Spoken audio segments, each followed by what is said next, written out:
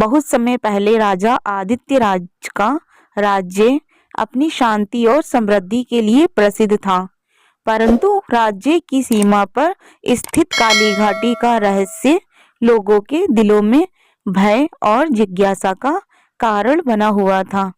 कहा जाता था कि जो भी घाटी में गया वो कभी लौटकर नहीं आया। घाटी के चारों ओर घने जंगल और भयानक सन्नाटा था। एक दिन राजा आदित्य राज के दरबार में एक किसान घबराते हुए आया। उसने बताया कि उसका बेटा काली घाटी में गया था और अब तक वापस नहीं लौटा। उसने घाटी से अजीब आवाजें और रोशनी देखने का दावा किया। राजा ने तुरंत वीरेंद्र और रणवीर को बुलाया और कहा, काली घाटी का रहस्य जानना अब जरूरी हो गया है। ये डर हमारे राज्य पर बुरा प्रभाव डाल रहा है। राजा ने तय किया कि वे खुद काली घाटी जाएगा। वीरेंद्र और रणवीर ने उन्हें रोकने की कोशिश की, पर राजा ने कहा, एक सच्चा राजा अपने लोगों के डर को दूर करने के लिए सबसे पहले कदम उठाता है। तीनों ने यात्रा की तैयारी की। जब वे घाटी के पास पहुंचे तो उन्हें एक लड़की मिली। उसने अपना नाम संध्या बताया और कहा, मुझे इस घाटी के बारे में बहुत कुछ पता है, मैं आपकी मदद कर सकती हूँ। संध्या के साथ राजा, वीरेंद्र और रणवीर घाटी में दाखिल हुए। जैसे ही वो अंदर गए, एक अजीब सन्नाटा छा गया। पेड़ों की शाखाएं अजीब तरह से हिल रही थी और ठंडी हवा में एक अजीब सा डर था। अचानक उन्हें एक काले कपड़े पहने साधु मिला। उसने कहा, यहाँ से लौट जाओ, ये जगह तुम्हारे लिए नहीं है। राजा ने कहा, हम यहाँ सच जानने आए हैं।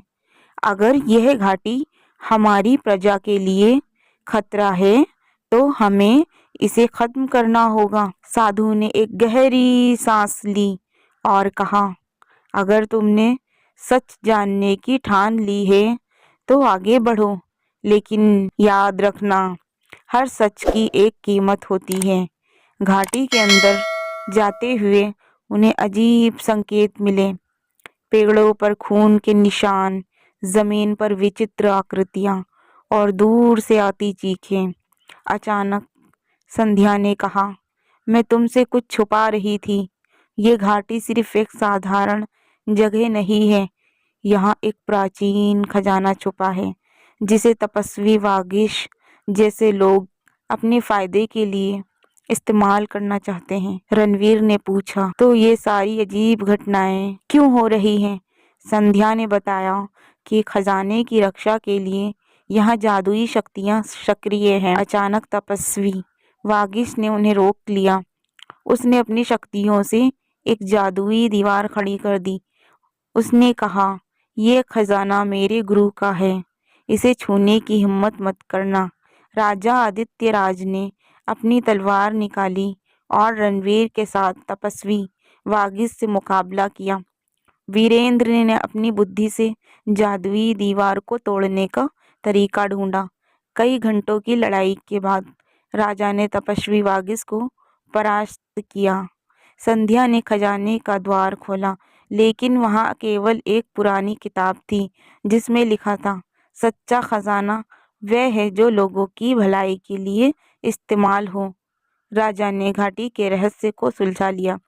उन्होंने खजाने को राज्य की भलाई के लिए इस्तेमाल करने का निर्णय लिया।